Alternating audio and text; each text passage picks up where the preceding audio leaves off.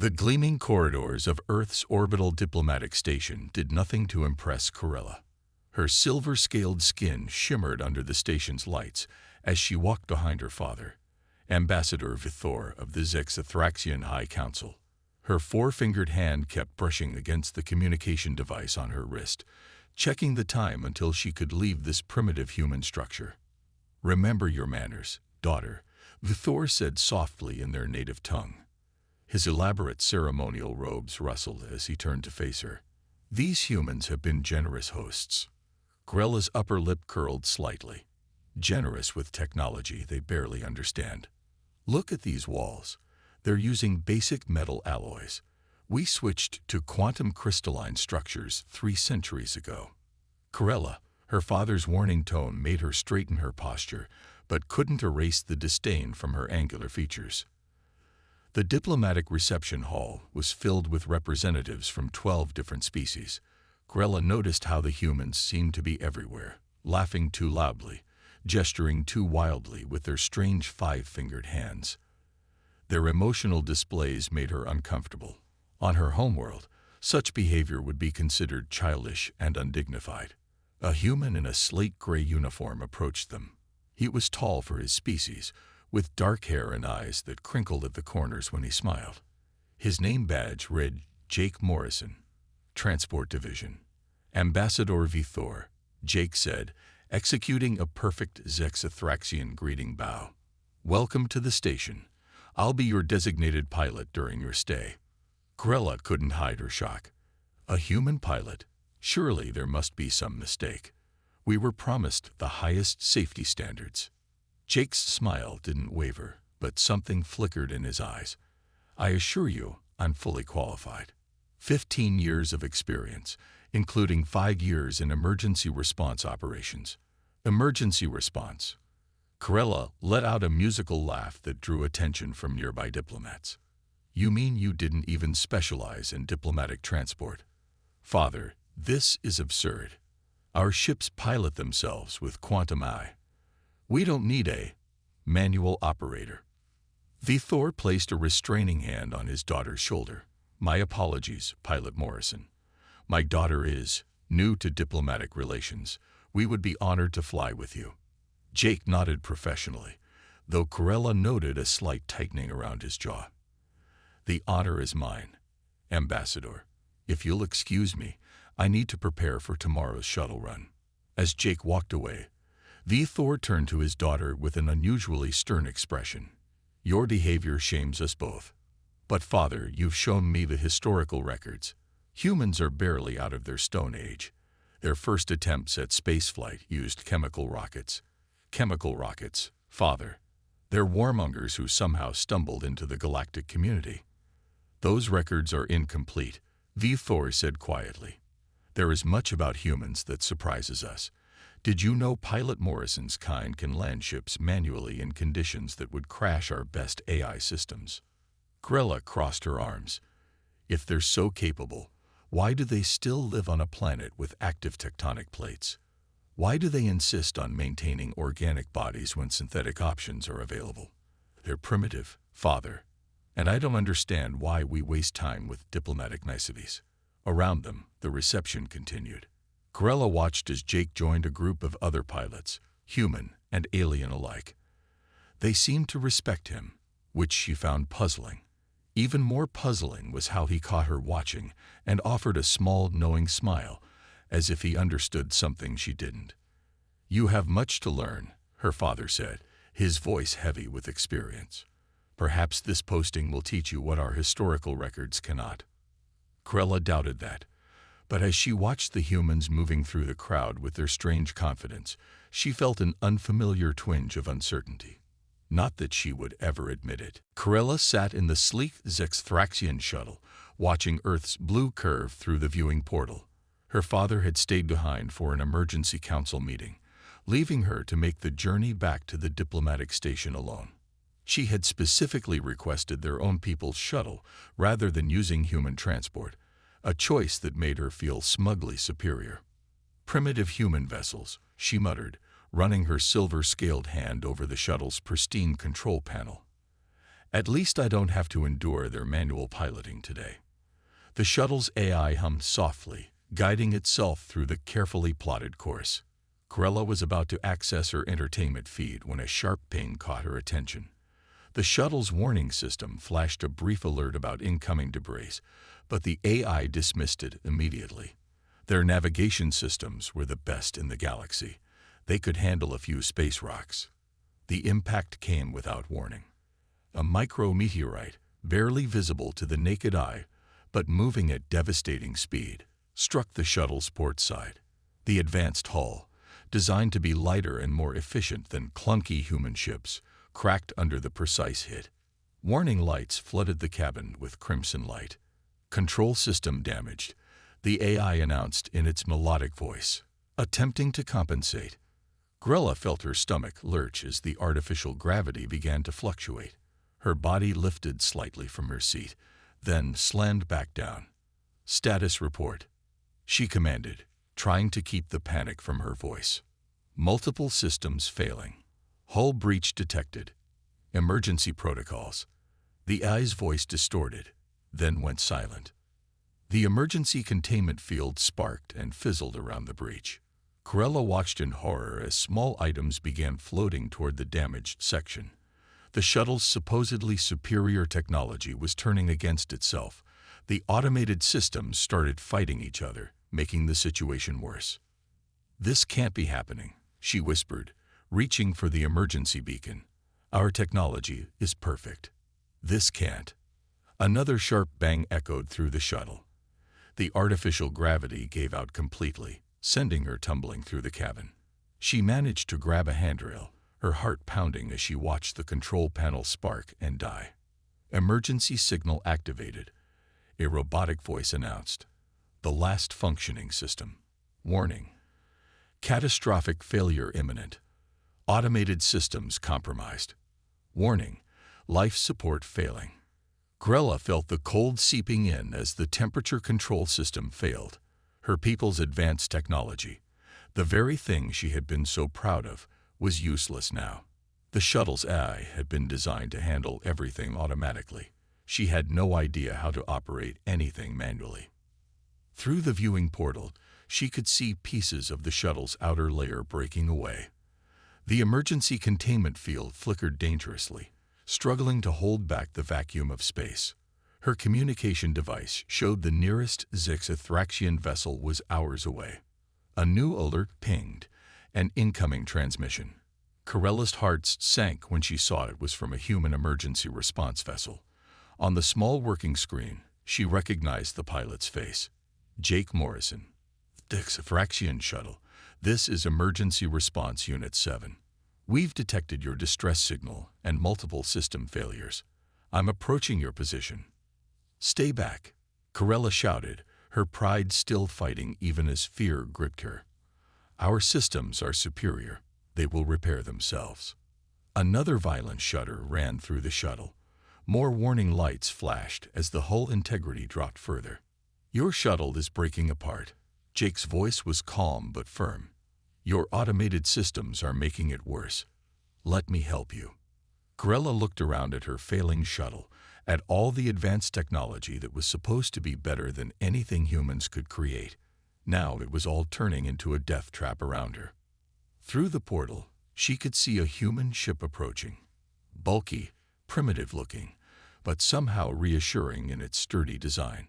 And for the first time in her life, Corella found herself hoping that human ingenuity might succeed where Zixithraxian technology had failed. Jake Morrison's hands moved swiftly across his ship's manual controls as he approached the failing Zixithraxian shuttle. Unlike their eye-dependent vessels, his emergency response ship relied on human skill and instinct. Right now, that difference might save Corella's life. "Control, this is ERU-7, he reported while maneuvering closer. "The shuttle's automated systems are fighting each other. Their safety protocols are making the situation worse." "Copy that, ERU-7, the controller responded. "Be advised. Zixithraxian technology isn't compatible with our rescue procedures. You'll have to improvise." Jake watched as another piece of the shuttle's outer hull broke away. Through the viewing window, He could see Corella floating inside, clinging to a handrail.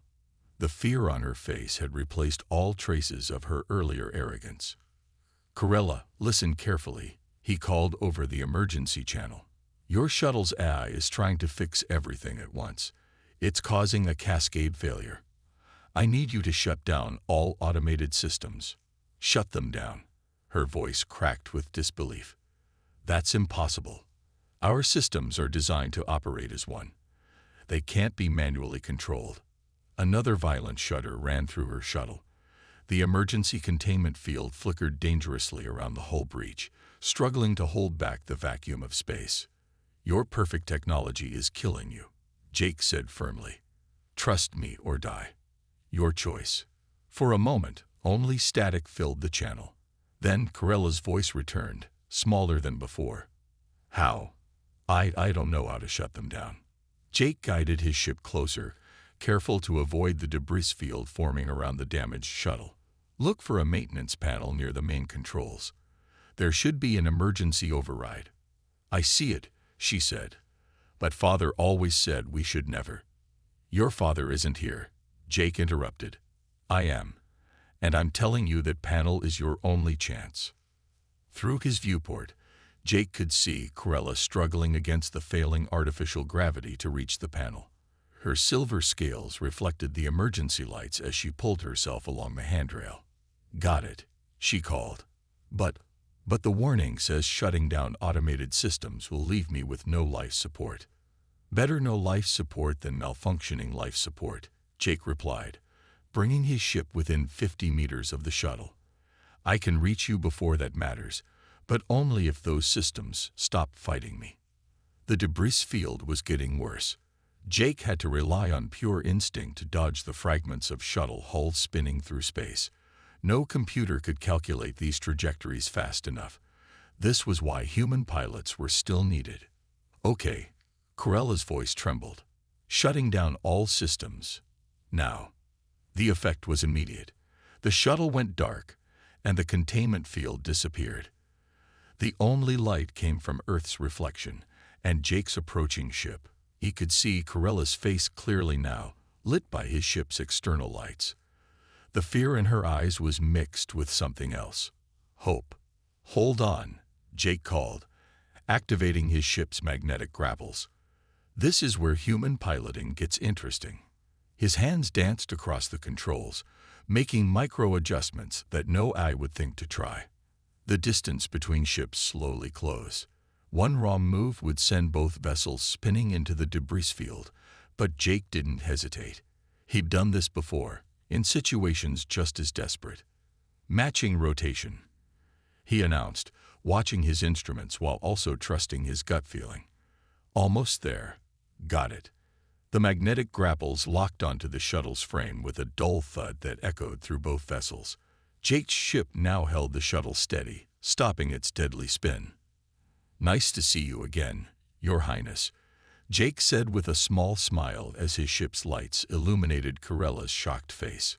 Ready to learn why humans still believe in manual controls.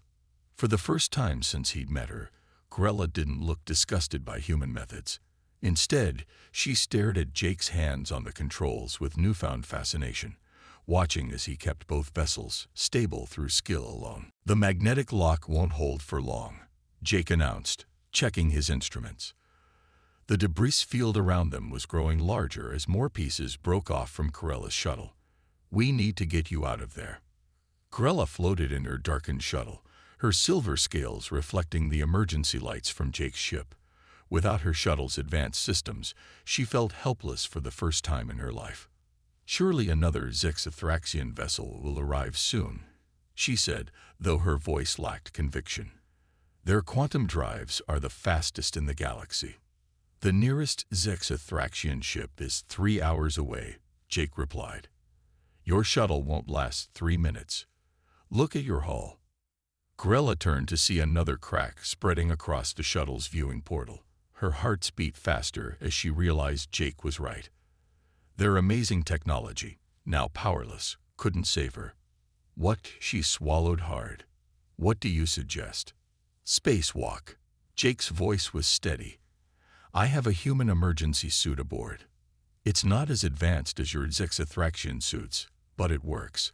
I'll guide you through the process." Corella's eyes widened in horror. A human suit.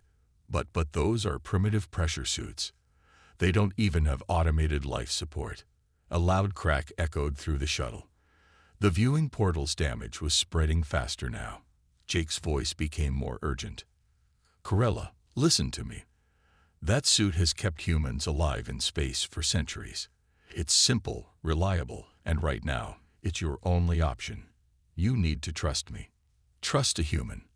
Everything she'd been taught screamed against it. But as another piece of her shuttle's hull tore away, Corella realized she had no choice. "What do I do?" she asked quietly. Jake's ship extended a short docking tunnel, connecting it to the shuttle's emergency hatch. "I'm sending over the suit now. Remember, there's no AI to help you put it on. You'll have to do it yourself." The emergency suit floated through the tunnel. Corella grabbed it, surprised by its sturdy construction. It looked basic compared to Zexathraxian suits, but somehow more dependable. "Step 1. Jake guided her. "Put your legs in first. The suit adjusts manually using these straps." Corella followed his instructions, fumbling with the unfamiliar clasps and seals. Her hands shook as she worked, but Jake's calm voice kept her focused. "Now the chest piece. Make sure the seals click twice. Human engineering isn't fancy, but it's thorough." The suit felt strange against her scaled skin. There were no comfort adjustments, no automated pressure controls, just solid material between her and the vacuum of space. "Helmet next," Jake continued. "Line up the rings.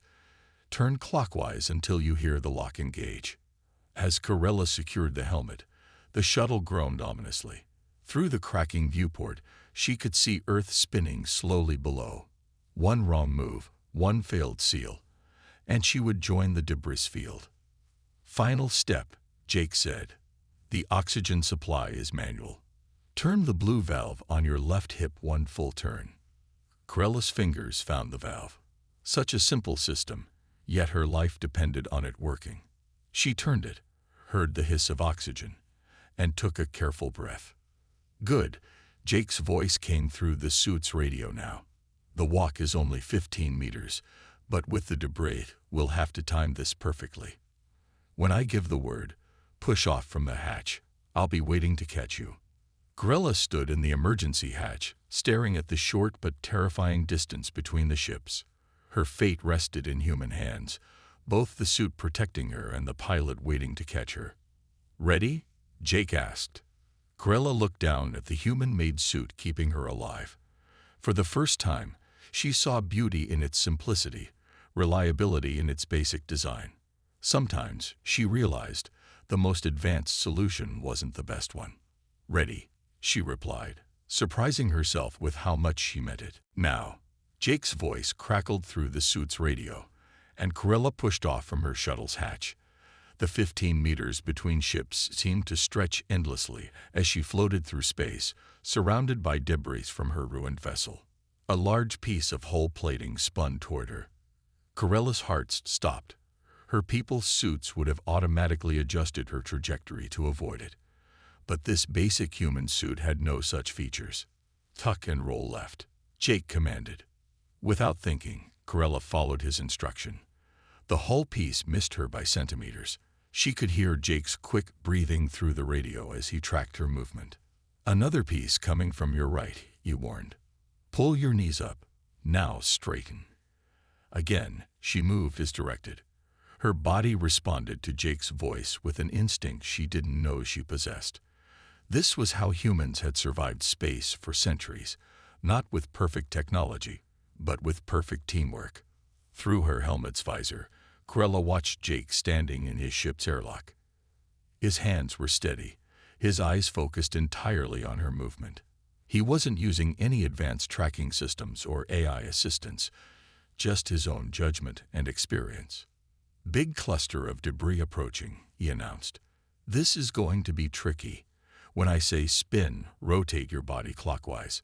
Trust your gut feeling for how fast." Corella almost laughed. Trust her gut feeling. Her people relied on precise calculations, not feelings. But as she saw the cloud of debris approaching, she realized calculations would take too long. Spin. Corella rotated her body, feeling rather than thinking about the movement. Pieces of her shuttle's hull whistled past her, some close enough to scratch the suit's surface. But none hit her directly. Perfect, Jake called. Now straighten out.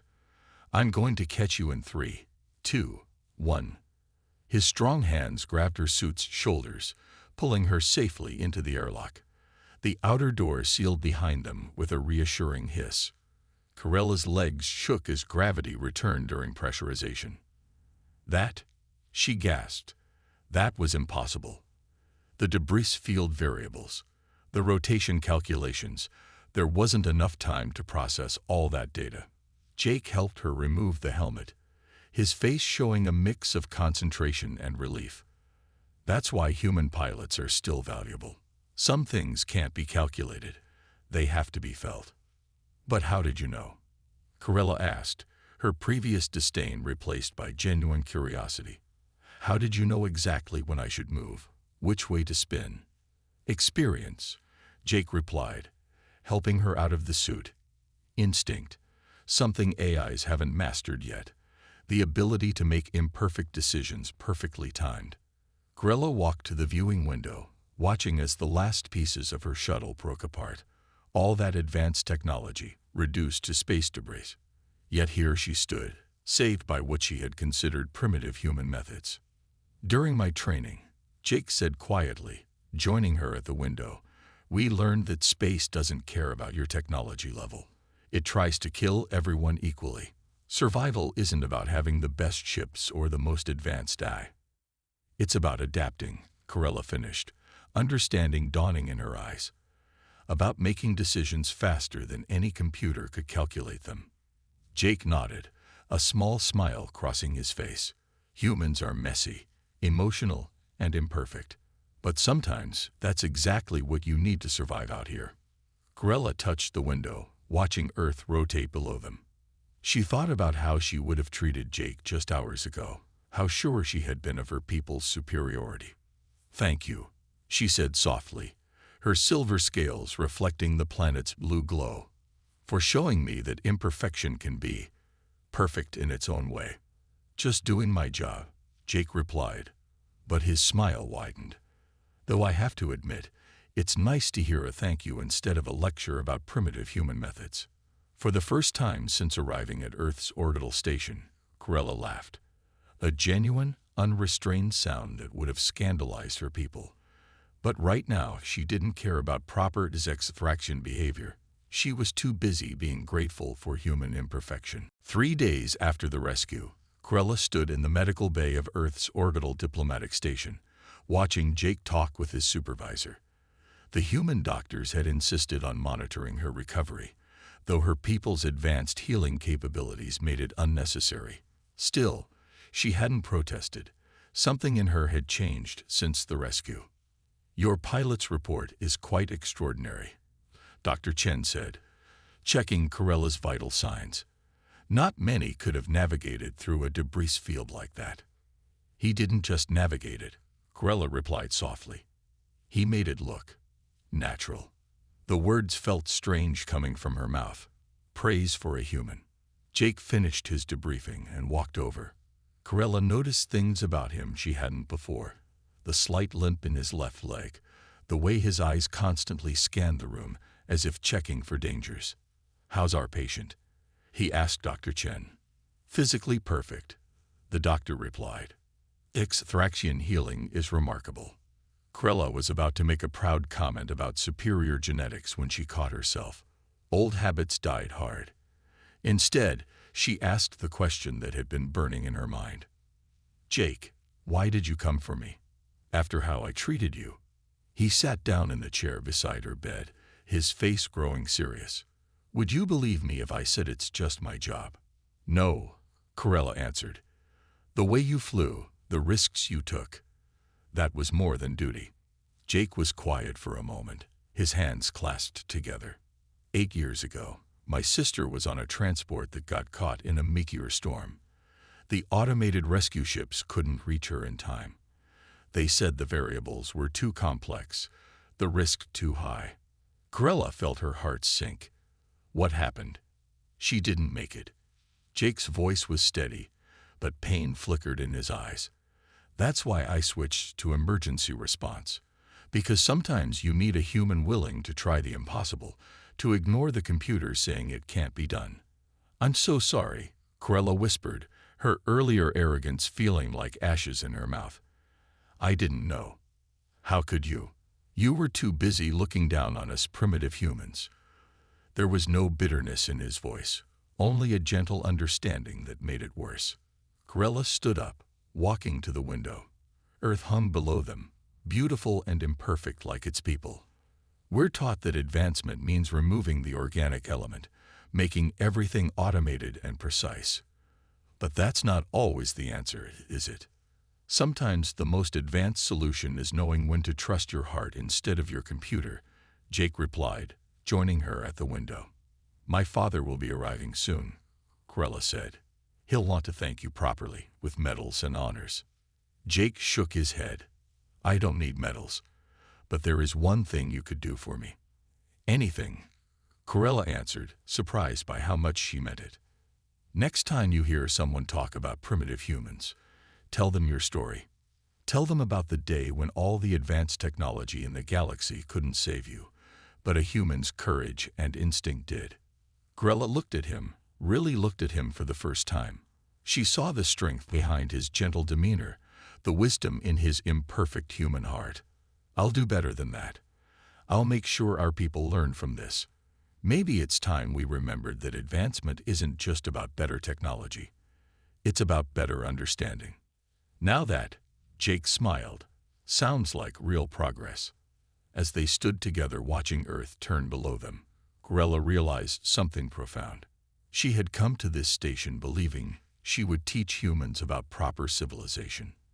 Instead, a human had taught her that true civilization wasn't about removing flaws. It was about finding strength in them. 1 month after the rescue, the Grand Hall of Earth's orbital diplomatic station was packed with representatives from dozens of worlds. Corella stood at the podium, her silver scales gleaming under the lights. Her father, Ambassador Thor, sat in the front row beside the human delegation, looking prouder than she'd ever seen him. My people, Corella began, her voice clear and strong, have always prided ourselves on our technological advancement. We believe that perfection came from removing the organic element, from making everything automated and precise. She paused, looking at Jake, who stood quietly at the back of the hall. We were wrong. A murmur ran through the crowd. It wasn't often that a Zextraxian admitted to being wrong about anything. 1 month ago, I sat in our most advanced shuttle, surrounded by technology that was supposed to be perfect. When disaster struck, that perfection became my prison. Every automated system, every AI protocol, everything we considered superior, it all failed. Corella touched the small scar on her hand, a reminder of the debris that had scratched her during the spacewalk. She had refused to let her advanced healing remove it. A human pilot named Jake Morrison saved my life that day. Not with quantum computers or AI systems, but with something we have forgotten to value, the human heart. His instinct, his courage, his willingness to try the impossible. These things can't be programmed. She activated a holographic display, showing diagrams of a new rescue protocol. Today, I propose the Morrison Protocol, a joint human Zextraxian emergency response system, one that combines our advanced technology with human intuition and skill. Because true progress isn't about replacing the organic with the artificial. It's about finding the perfect balance between both. Jake stepped forward at her gesture, and Corella noticed how the other aliens in the room watched him with new respect. Pilot Morrison will oversee the training program, teaching both human and Zextraxian crews how to work together. Our ships will carry human pilots. Human vessels will be equipped with our technology. And together, we'll be stronger than either of us could be alone. Ambassador Thor stood, his ceremonial robes shimmering. The High Council has reviewed this proposal and gives its full support. The Morrison Protocol will be implemented immediately across all Zexathraxian space stations. Applause filled the hall, but Corella wasn't finished. She held up her hand for silence. But this is more than just a rescue protocol. This is about understanding that different doesn't mean inferior. That sometimes what we consider flaws are actually strengths we haven't recognized yet. She looked around the hall, meeting the eyes of various species. My nearly fatal accident taught me that the galaxy needs all of us, our differences, our strengths, even our imperfections. Humanity's greatest gift to the galaxy isn't their technology or their achievements. It's their heart, their spirit, their willingness to try when computers say it's impossible. Jake walked up to join her at the podium, and Corella smiled. A real, human-like smile that would have scandalized her a month ago. A human saved my life by ignoring the odds, by trusting his instincts over calculations, and in doing so, he saved more than just me. He helped save my people from our own arrogance. The applause, this time, was thunderous. Species that had long kept their distance from each other were talking, sharing ideas, breaking down ancient barriers of prejudice. As Corella left the podium, Jake offered his hand, a human gesture she had once found primitive. She took it without hesitation, her silver scales contrasting with his pink skin. "Not bad for a primitive human, huh?" he whispered, grinning. "Not bad for an advanced alien either," she replied, squeezing his hand. Together, they watched as human and Zexathraxian engineers already began discussing modifications to their ships.